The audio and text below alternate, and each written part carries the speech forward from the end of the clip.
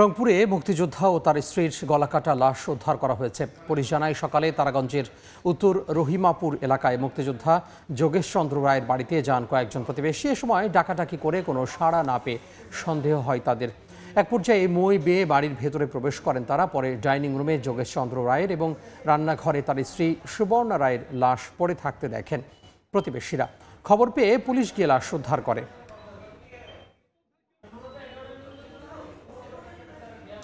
বিস্তারিত জানাতে রংপুর থেকে যোগ দিচ্ছেন রিপোর্টার আব্দুর রশিদ জীবন। আমরা সরাসরি যুক্ত হব তার সঙ্গে।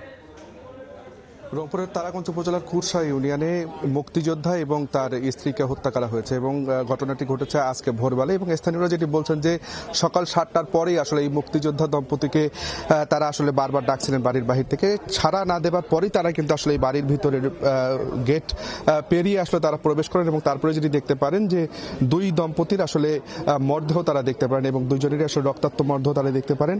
এবং স্থানীয়রা যেটি বলছে যে এই যে মুক্তিযোদ্ধা দম্পতি তারা কিন্তু আসলে প্রতিদিনই সকাল সকাল বের হন, প্রাত রাশে তারা আসলে হাঁটতে বের হন।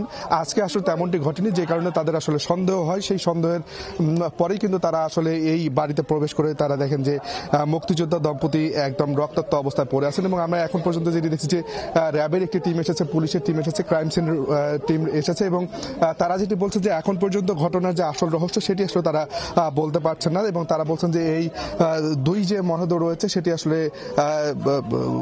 ময়নাতদন্তের পরেই আসলে বোঝা যাবে আসলে ঘটনা কি ঘটেছিল। এবং একই সাথে সঠিক তদন্ত করে আসলে তারা বলছেন যে তদন্ত চলছে। এবং আমরা যেটি দেখছি যে পুলিশ, র্যাব, ডিবি সহ প্রশাসনের সকল স্তরের সদস্যরা এখানে এসেছেন। এবং স্থানীয়রা যেটি বলছিলেন যে আজকে ঠিক সকাল 7:30টার দিকে তারা যখন আসলে এই যে স্থানীয়দের যখন আসলে শুনছিলেন না, বারবার ডাকবার পরেও যখন শুনছিলেন না, তখন আসলে তারা এই বাড়ির ভিতরে ঢুকেন। এবং বলে রাখি এই যে মুক্তিযোদ্ধা তার নাম আসলে যোগেশ চন্দ্র রায় এবং তার যে স্ত্রী তিনি হচ্ছেন আসলে সুবর্ণা রায়। এবং এই যোগেশ চন্দ্র রায় তিনি আসলে একজন স্কুল শিক্ষক ছিলেন, স্থানীয় একটি সরকারি প্রাথমিক বিদ্যালয়ের প্রধান শিক্ষক ছিলেন।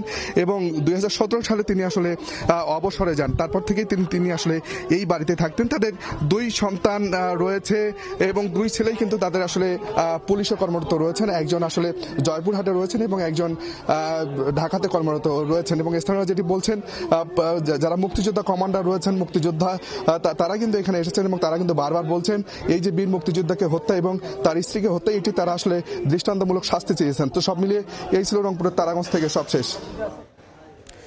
যুক্ত হয়েছিলাম রংপুরের তারাগঞ্জ থেকে।